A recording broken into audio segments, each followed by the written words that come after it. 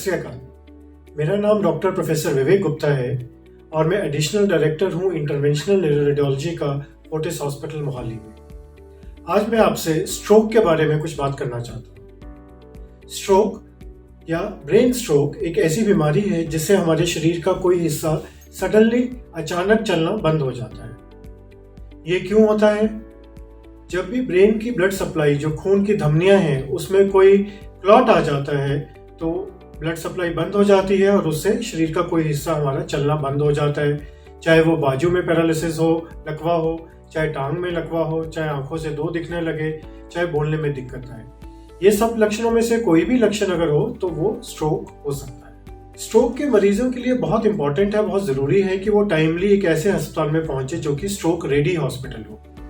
Stroke ready hospital का मतलब है एक ऐसा अस्पताल जहां पर स्ट्रोक से रिलेटेड सारी की सारी सुविधाएं 24/7 मतलब राउंड द क्लॉक उपलब्ध हों और पूरे साल उपलब्ध हों, क्योंकि स्ट्रोक का ट्रीटमेंट शुरू के 24 घंटे तक ही ज्यादा असर करता है, उसके बाद ट्रीटमेंट का असर बहुत ज्यादा नहीं होता। हमारे यहाँ फोर्टिस हॉस्पिटल मोहाली में जब भी स्ट्रोक का पेशेंट आता है तो उसे प्रायोरिटी पे देखा जाता है, क्योंकि स्ट्रोक का जल्दी इलाज करना बहुत ज्यादा जरूरी है।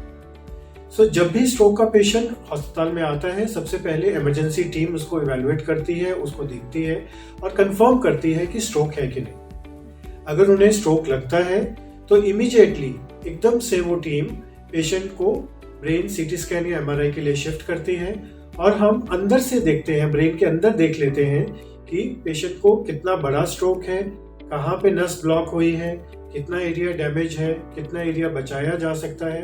ये सारी इंफॉर्मेशन हमें 10 से 15 मिनट के अंदर अंदर मिल जाती है। ये सब कुछ जल्दी इसलिए किया जाता है क्योंकि जितना देर करते हैं, जितना वेट करते हैं, उतना ब्रेन का हिस्सा डेड होता चला जाता है। जब एक बार कंफर्म हो जाता है कि पेशेंट को स्ट्रोक है तो नेक्स्ट हम ट्रीटमेंट की तरफ जाते हैं। 2 तरह की ट्रीटमेंट्स उपलब्ध हैं, दोनों ही फोर्टिस में उपलब्ध हैं। एक ट्रीटमेंट है एक इंजेक्शन, जिससे जो क्लॉट दिमाग में गया है उसे पिघलाया जा सकता है, डिसॉल्व किया जा सकता है। ये इंजेक्शन स्ट्रोक शुरू होने के केवल 4.5 घंटे तक ही लगाया जा सकता है, इसलिए वो सारे मरीज जो 4.5 घंटे तक अस्पताल पहुंच पाते हैं उनको हम ये इंजेक्शन लगाते हैं। जो मरीज 4.5 घंटे के बाद आते हैं लेकिन 24 घंटे से पहले, उनके लिए एक अत्याधुनिक नया इलाज जिसे मैकेनिकल थ्रोम्बेक्टमी कहते हैं वो उपलब्ध है। इस इलाज में दिमाग के अंदर जाकर जहां पर भी ब्लॉकेज है उस क्लॉट को, उस जमे हुए खून को पकड़कर बाहर निकाला जा सकता है।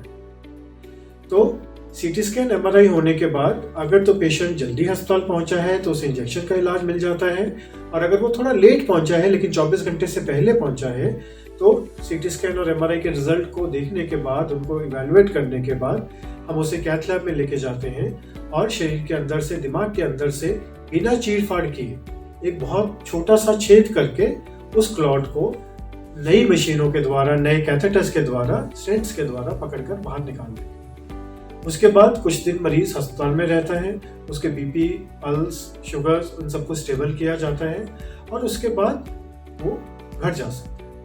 धन्यवाद।